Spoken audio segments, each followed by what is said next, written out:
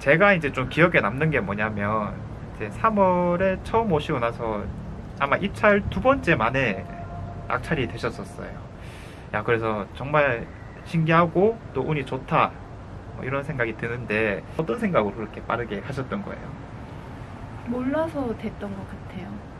그때 당시에 3개의 대형 구축 물건이 있었는데 그 중에 하나를 들어가면 되겠다 생각을 했는데 그냥 최저가에 들어가면 그래도 어느 정도 수익이 나오지 않을까 생각을 하고 선생님이 알려주셨던 그 시세 조사표에 맞춰서 계산을 해보고 선생님께 여쭤보고 갔는데 다행히 예상했던 대로 단독이어서 네, 받았습니다. 그리고 너무 놀라서 도망가야 되나 생각했어요. 정말로.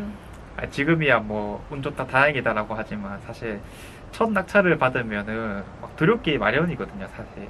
근데 그런 느낌이 드셨다는 거죠. 도망가야 되나 생각했는데 그때 2,600만 원이었나요? 그걸 네. 낸 게 있으니까 아 그거 받고 가야 되겠구나 생각했습니다. 네.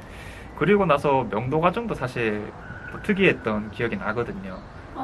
그 영수증을 받고 나오는데 어떤 여자분께서 저를 보시면서 뭐 아파트 이렇게 얘기하시면서 막 우시더라고요. 그래서 아 이분이신가 보다 생각을 했죠. 채무자분의 전화번호를 얻게 돼서 그 주 토요일 날 그분과 카페에서 만나서 명도에 대한 얘기를 나눴던 기억이 납니다. 네.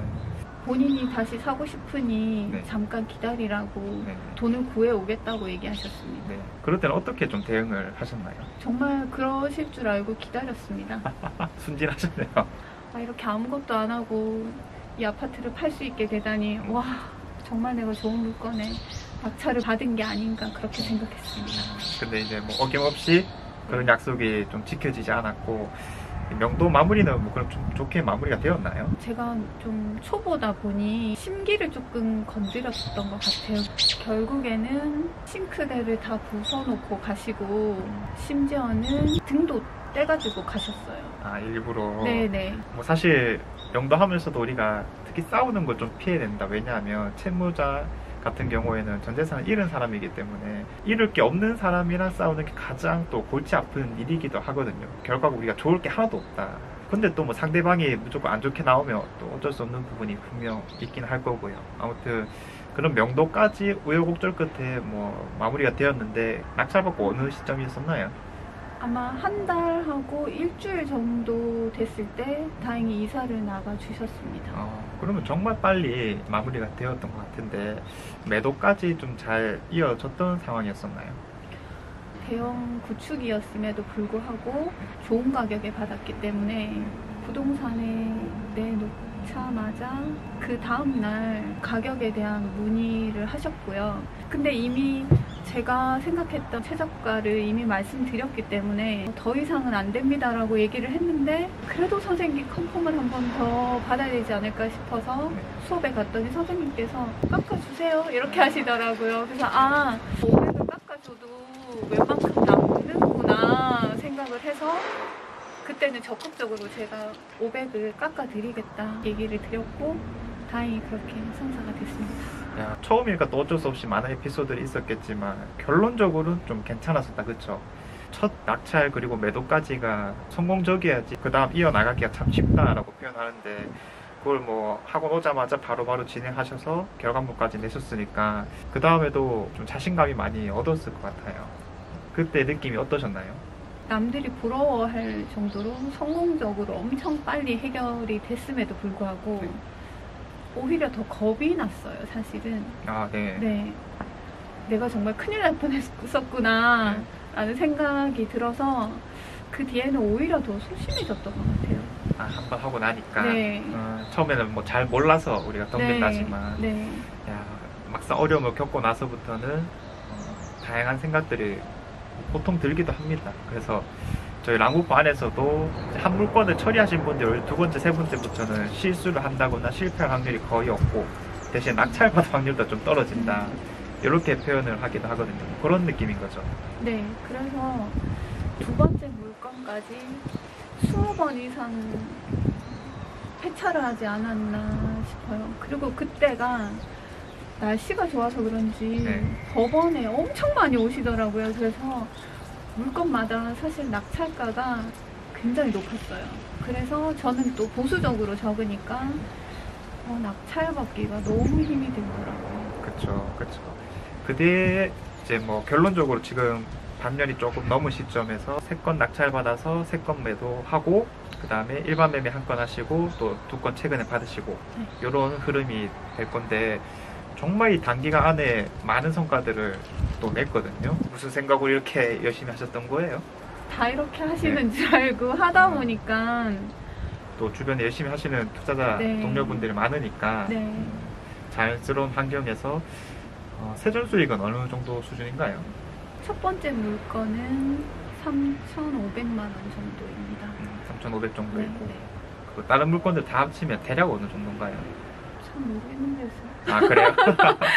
계산 안 해보셨구나. 네, 계산 안 해봤어요. 그냥 진짜 닥치는 대로 하는구나. 네, 5천 정도는 되는 것 같아요. 넘어가는 수준이고, 그 다음에 또 희한하게 일반 매매도 함께 진행을 하셨어요. 그때는 뭐 무슨 생각으로 일반 매매를 하신 거예요?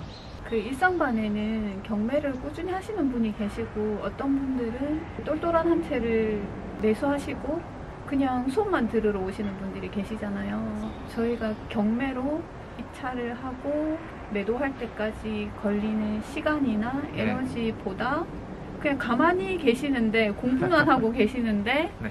그 똘똘한 한 채가 벌어들이는 수익은 아직 난 게 아니지만 어쨌든 그 금액이 저희가 따라잡을 수 없는 금액이라는 생각이 들어서 좀 허무하다는 생각?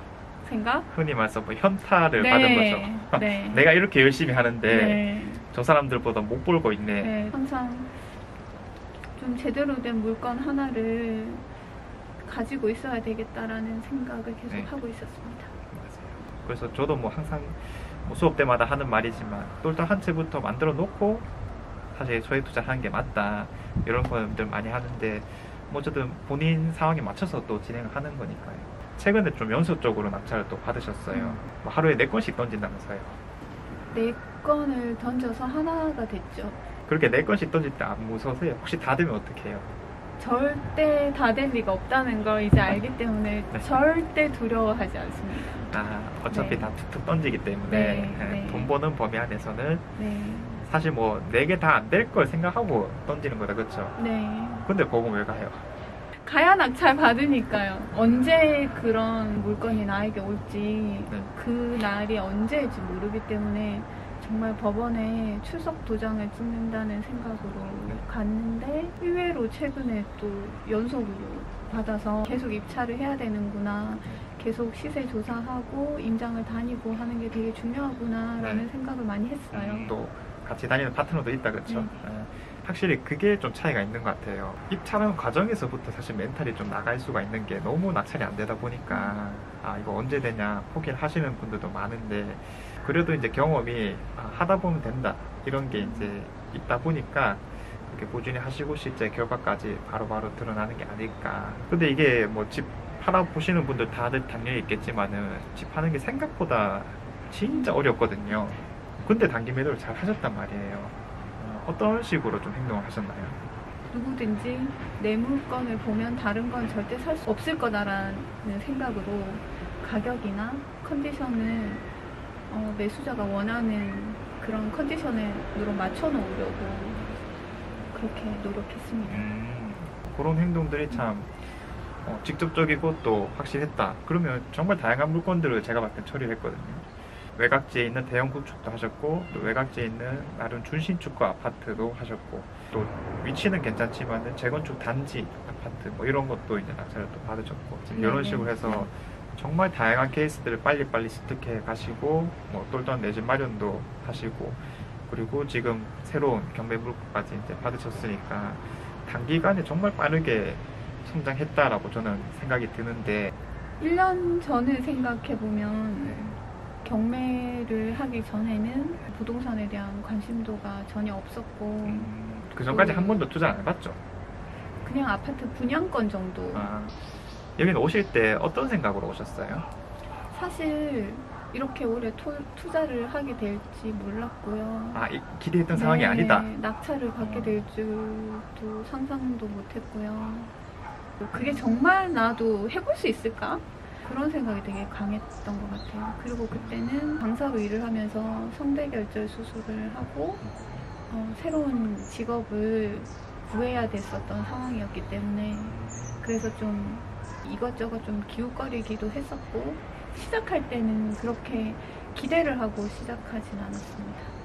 네. 그럼 가벼운 마음으로 오셨는데 낙찰도 빨리 받으시고 지금 단기간 안에 또 성과들 많이 내셨고 하다 보니까 이렇게 된 거다. 네네. 그런 측면이다, 그렇죠? 네, 정말. 다음 계획으로 잡아보는 것도 있나요? 없어요, 선생님. 그냥 하루하루 열심히 시세 조사하고 임장하고 낙찰 받고 네.